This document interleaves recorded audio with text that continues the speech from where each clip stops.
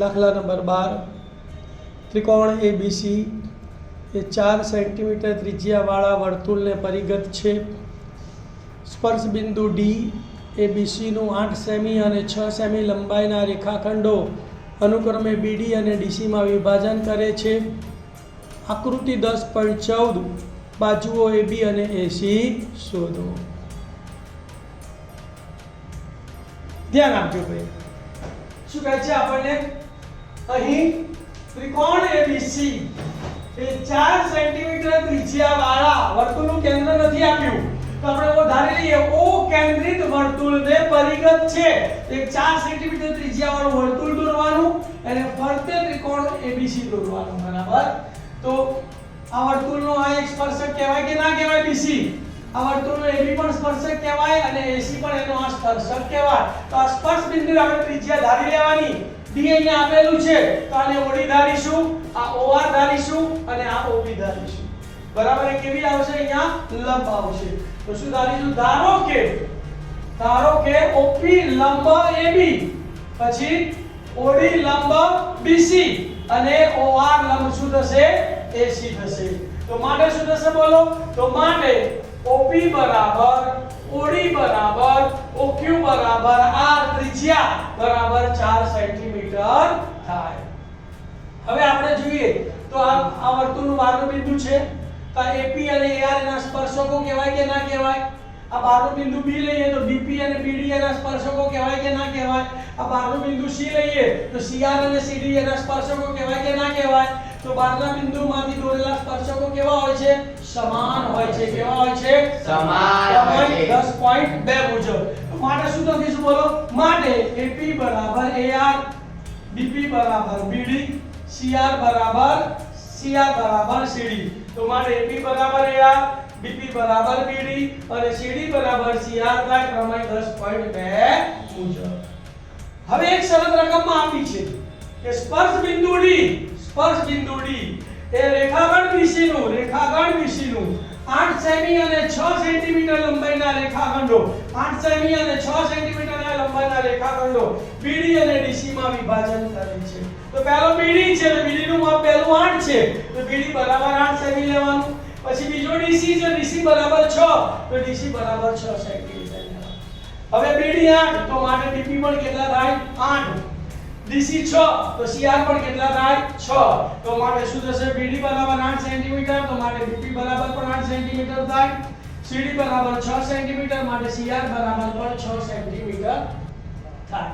આપણે AB ધારી લઈએ તો ધારો કે AB બરાબર x છે તો માટે AR બરાબર પણ x સેન્ટીમીટર થાય.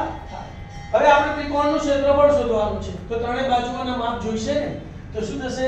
a', p', b હોવાથી AP બરાબર શું થાય? x 8. તો લખીશું a', p', b હોવાથી AB બરાબર x 8 સેન્ટીમીટર થાય. પછી b', d', c હોવાથી BD બરાબર શું થશે? 8 + 6 એટલે 14 સેન્ટીમીટર થાય. અને a', r', c હોવાથી AC બરાબર શું થશે? તો કે AR + RC એટલે કે x 6 સેન્ટીમીટર થાય.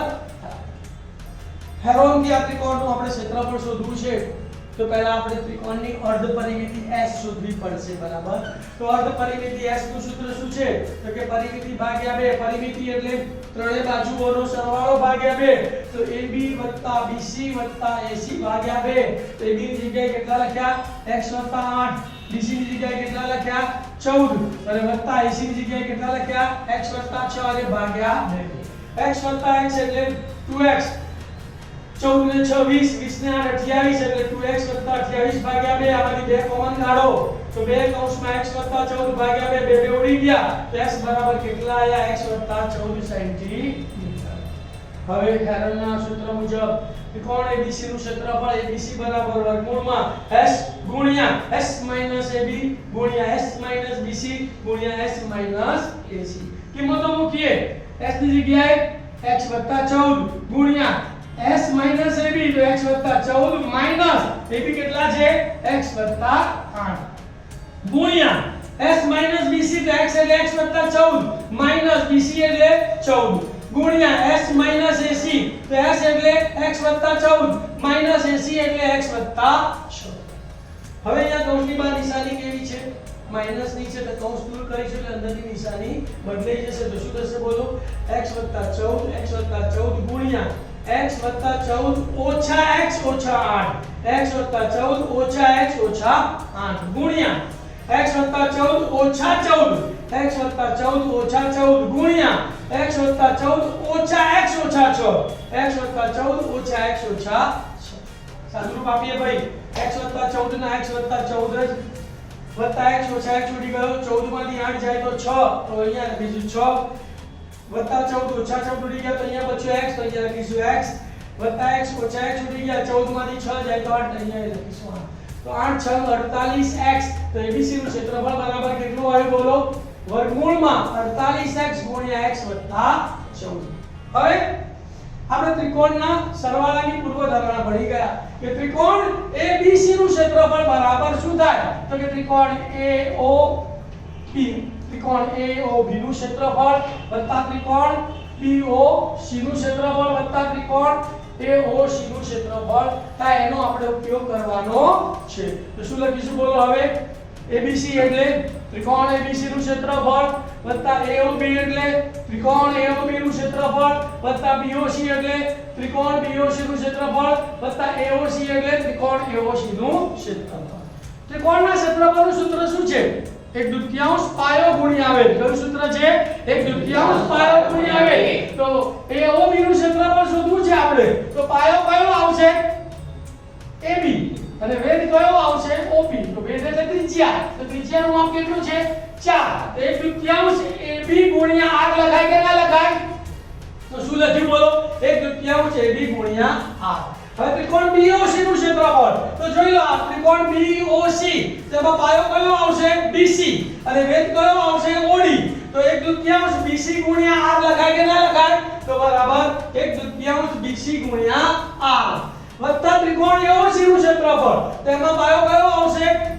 AC અને વેધ કયો આવશે? OR. તો OR બરાબર r લખાશે તો 1/2 AC ગુણ્યા r, તો બરાબર 1/2 AC ગુણ્યા r. બંનેમાંથી શું કો? ત્રણેમાંથી શું કોમન નીકળશે? 1/2 r 1/2 r કોમન નીકળ્યો, તો અહીંયા AB વધ્યા, અહીંયા BC વધ્યા અને અહીંયા AC વધ્યા. તો કૌંસમાં AB વત્તા BC વત્તા AC. r ની કિંમત કેટલી છે? 4. તો r બરાબર 1/2 ગુણ્યા 4 અને AB વત્તા BC વત્તા AC નું આપણે સાદુરૂપ આપ્યું. કેટલું આવ્યું? 2x વત્તા 28. તો અહીંયા લખ્યું 2x વત્તા 28. 2 દુ 4 એટલે 2, આમાંથી 2 કોમન કાઢો તો 2 ને ગુણ્યા 2 કોમન કાઢે એટલે 2 કૌંસમાં x વત્તા 14. તો ત્રિકોણ ABC નું ક્ષેત્રફળ એટલે કે વર્ગમૂળમાં 48x કૌંસમાં x વત્તા 14 બરાબર 4 ગુણ્યા x વત્તા 14. હવે સાદુરૂપ આપીશું. વર્ગમૂળ દૂર કરીએ તો સામેનાનો શું થાય? વર્ગ. વર્ગમૂળ દૂર કરીએ તો સામેનાનો શું થાય? વર્ગ. તો 48x ગુણ્યા x વત્તા 14 બરાબર 4 નો વર્ગ 16 અને x વત્તા 14 નો વર્ગ x વત્તા 14 નો વર્ગ. હવે 16 અહીંયા ગુણાકારમાં, આ બાજુ આવે તો ભાગાકારમાં. તો 48x ભાગ્યા 16 બરાબર x વત્તા 14 ગુણાકારમાં, સામે જાય તો ભાગાકારમાં, તો x વત્તા 14 નો વર્ગ ભાગ્યા x વત્તા 14. તો 16 કરી 48 એટલે અહીંયા આવશે 3x અને આ બે કૌંસમાંથી એક કૌંસ ઉડી ગયો, તો બરાબર x વત્તા 14. તો શું આવ્યું? 3x બરાબર x વત્તા 14. તો આપણે સાદુરૂપ આપ્યું તો કેટલા આયા? 3x બરાબર x વત્તા 14 પ્લસ x આ બાજુ લઈ લઈએ તો કેવો થઈ જશે? માઈનસ, એટલે અહીંયા એટલે 14 બચશે. તો 3x ઓછા x બરાબર 14. 3x માંથી 1x ગયો તો 2x, 2x બરાબર 14. બે ગુણાકારમાં સામે જાય તો ભાગાકારમાં, તો 14 ભાગ્યા 2 તો 2 સિત્તા 14. તો માટે x બરાબર 7. x મળી ગયો. તો AB બરાબર કેટલા છે? x 8. તો AB બરાબર x 8. x ની જગ્યાએ કેટલા મૂકવાના? 7. 7 + 8 તો બરાબર 15 સેન્ટીમીટર. AC બરાબર કેટલા છે? x 6. તો x 6 x ની જગ્યાએ 7 મૂકવાના. 7 + 6 બરાબર 13 સેન્ટીમીટર. ચાલો આવી ગયો, લખી કાઢો.